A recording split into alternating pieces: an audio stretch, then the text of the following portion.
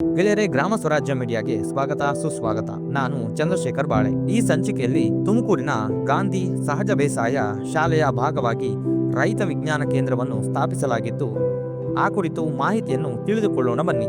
ರೈತ ವಿಜ್ಞಾನ ಕೇಂದ್ರ ತುಮಕೂರು. ಕೇಂದ್ರ ಸರ್ಕಾರ ಈ ಪರಿಭಾಷೆಯನ್ನು ಸಂತೋಷದಿಂದ ಅರ್ಥೈಸಿಕೊಂಡಿದೆ ಹಾಗೂ ಒಪ್ಪಿದೆ. ಮೊದಲನೇ ಬಾರಿಗೆ ಡಾಕ್ಟರ್ RH ರಿಚೆರಿಯಾ ಹಾಗೂ ಮಹಾತ್ಮ ಗಾಂಧೀಜಿಯವರ ನೆನಪಿನಲ್ಲಿ ರೈತ ವಿಜ್ಞಾನ ಕೇಂದ್ರ ಎಂಬ ಬಿರುದಿನೊಂದಿಗೆ ಸ್ಥಾಪಿತಗೊಂಡಿದ್ದು ನಮ್ಮ ತುಮಕೂರಿನಲ್ಲಿ. ಇಂದಿಗೆ 4 ತಿಂಗಳು ಕಳೆದಿದೆ. ಇದು ಗಾಂಧಿ ಸಹಜ ಬೇಸಾಯದ ಒಂದು ಅಂಗ. ಈ ಕೇಂದ್ರವು 100 ರೈತರ ಒಂದು ಒಕ್ಕೂಟ. ಈ ಕೇಂದ್ರವು ತಿಂಗಳಿಗೆ ಸರಾಸರಿ 50,000 ಲೀಟರ್ನಷ್ಟು ಜೈವಿಕ ಸಂಪನ್ಮೂಲಗಳನ್ನು ತಯಾರು ಮಾಡುವ ಶಕ್ತಿ ಹೊಂದಿದೆ.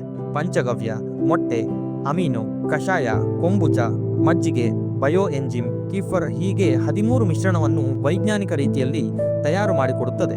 ಇದರ ಸಂಪೂರ್ಣ ಸಂಶೋಧನೆ ಚಂದನ ಎಂಬ ಕೃಷಿ ಪದವಿ ಹೊಂದಿರುವ ವಿದ್ಯಾರ್ಥಿಯದ್ದು.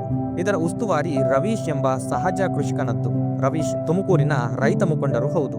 ಹೆಮ್ಮೆಯ ವಿಷಯವೇನೆಂದರೆ, ಕನ್ನಡದಲ್ಲಿ ಸ್ಥಾಪಿತಗೊಂಡಿರುವ ಈ ಹೆಸರನ್ನೇ ರೈತ ವಿಜ್ಞಾನ ಕೇಂದ್ರ ಭಾರತದ ಎಲ್ಲಾ ಕಡೆ ವಿಸ್ತರಿಸಿರುವ ಹೆಜ್ಜೆ ಇಟ್ಟಿದೆ. ಇಂದು ಕೇಂದ್ರ ಸರ್ಕಾರ ವಿಜ್ಞಾನಿಗಳ ಸಂಶೋಧನೆ ಹಾಗೂ ರೈತರ ವಿಶೇಷ ಜ್ಞಾನವೆರಡನ್ನೂ ಕ್ರೋಢೀಕರಿಸಿ ಕೃಷಿ ಮುಂದುವರಿಸಬೇಕಿದೆ.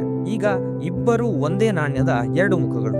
ಕೇಂದ್ರ ಸರ್ಕಾರ ಪ್ರತಿಯೊಂದು ಜಿಲ್ಲೆಗೂ ರೈತ ವಿಜ್ಞಾನ ಕೇಂದ್ರವನ್ನು ಸ್ಥಾಪಿಸಿ ವೈಜ್ಞಾನಿಕ ರೀತಿಯಲ್ಲಿ ಜೈವಿಕ ಸಂಪನ್ಮೂಲಗಳನ್ನು ತಯಾರು ಮಾಡಿಕೊಡುವ ನಿಟ್ಟಿನಲ್ಲಿ ಕಾಯಕ ಮಾಡಿದರೆ ಅದೇ ಸಹಜ ಕೃಷಿಗೆ ಕೊಡುವ ಒಂದು ದೊಡ್ಡ ಬಳುವಳಿ ಎಂದು ನಮ್ಮ ಆಶ್ರಮ ನಂಬಿದೆ. ಕೃಷಿ ವಿಜ್ಞಾನಿಗಳು ಹಾಗೂ ಗಾಂಧಿ ಸಹಜ ಬೇಸಾಯ ಶಾಲೆಯ ಸಂಸ್ಥಾಪಕರು ಆಗಿರುವ ಡಾಕ್ಟರ್ ಮಂಜುನಾಥ್ H ಅವರು ಕರೆ ನೀಡಿದ್ದಾರೆ. ರೈತ ಬಂಧುಗಳೇ, ಈ ವಿಷಯದ ಕುರಿತು ತಮ್ಮ ಅಭಿಪ್ರಾಯ ವ್ಯಕ್ತಪಡಿಸಲು ಕೋರಲಾಗಿದ್ದು, ಇದರ ಪ್ರಯೋಜನ ಹೆಚ್ಚು ರೈತರಿಗೆ ದೊರಕುವಂತೆ ಮಾಡಲು, ರೈತರಿಗೆ ಈ ವಿಡಿಯೋ ತಲುಪಿಸಲು ಮತ್ತು ಸಬ್ಸ್ಕ್ರೈಬ್ ಮಾಡಲು ವಿನಂತಿ. ಧನ್ಯವಾದಗಳೊಂದಿಗೆ ಗ್ರಾಮ ಸ್ವರಾಜ್ ಮೀಡಿಯಾ.